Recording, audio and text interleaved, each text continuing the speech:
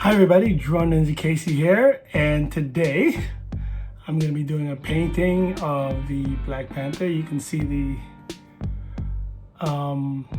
pencil on the canvas in the back. This is a few days into quarantine, so I'm getting a lot of chance to do a lot of videos and also to do a lot of artwork and catch up on my commission stuff. So that's a great that's a great thing, I guess, to look at it positively that way.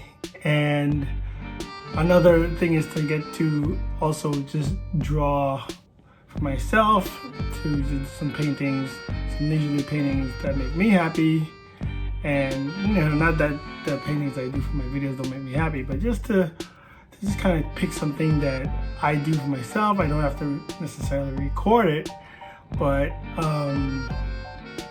just kind of do it to kind of ease my mind, to take my mind away from all the craziness that's going on, and to relax without have to worry about the camera angles, that sort of thing.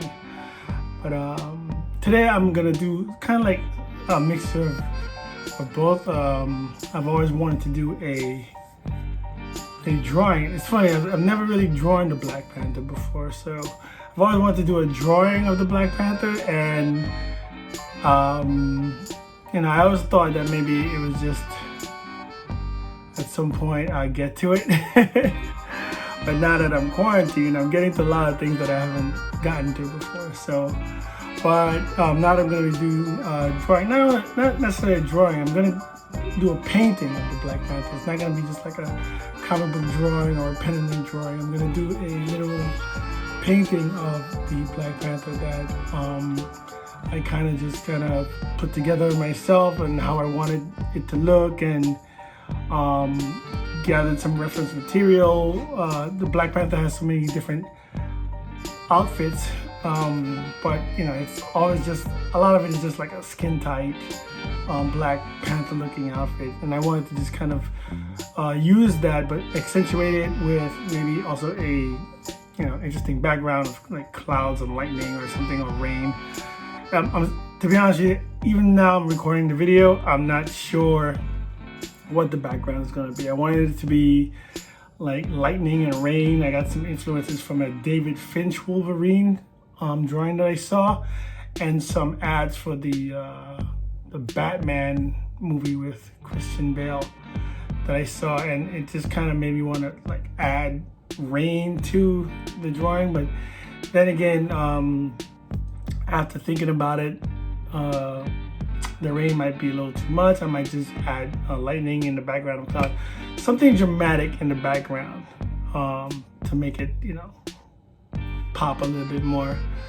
But I'm gonna figure that out, and as I'm figuring it out, I'd just like to take you on the journey with me, maybe to let you see the procedure I do procedure I go through whenever I do a painting. Maybe you can get inspired from it, maybe you can get ideas from it, or maybe it can help you in your process when you're doing your painting, maybe make things a little easier, or just inspire you to try a different process. But for me, I always, especially when I'm doing paintings, I always like to cover the board, the canvas, with gesso, and a gray gesso, because for me it accentuates the color. It adds to the color, adds to the pigment when you put the color on.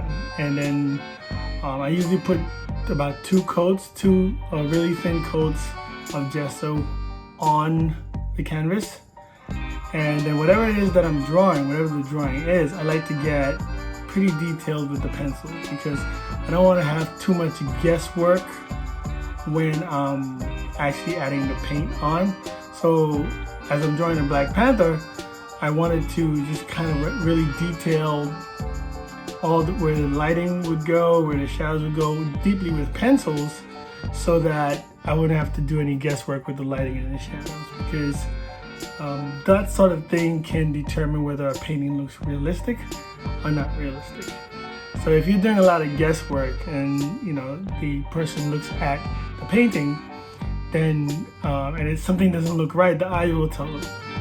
If you do use reference material to kind of figure out where the lighting looks realistic, where the lighting goes, if this happens, and so on and so forth, then the eye will tell the viewer that, okay, wow, this looks really realistic. This is where I believe, the lighting would go based on the shadowing, so on and so forth. And it will emit a more feeling of realism to the person viewing the painting rather than guesswork. Okay, so, and after doing the detailed pencil, I usually just spray the canvas with a working fixative so that the pencil doesn't move when I'm painting. Sometimes because it is paint, and so I'm going to be using acrylic, so it's going to be a water-based paint.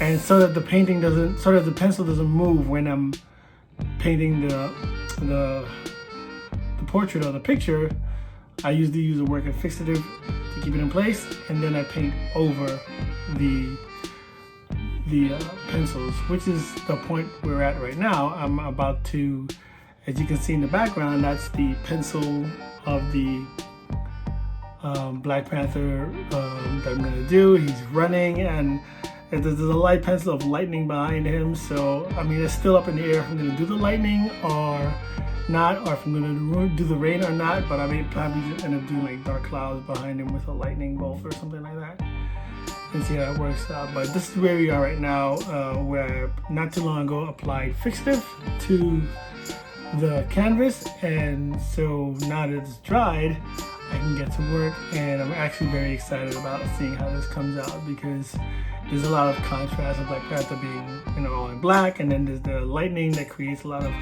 different highlights and so on, and I'm still very excited to see if I'm gonna put the rain in or not.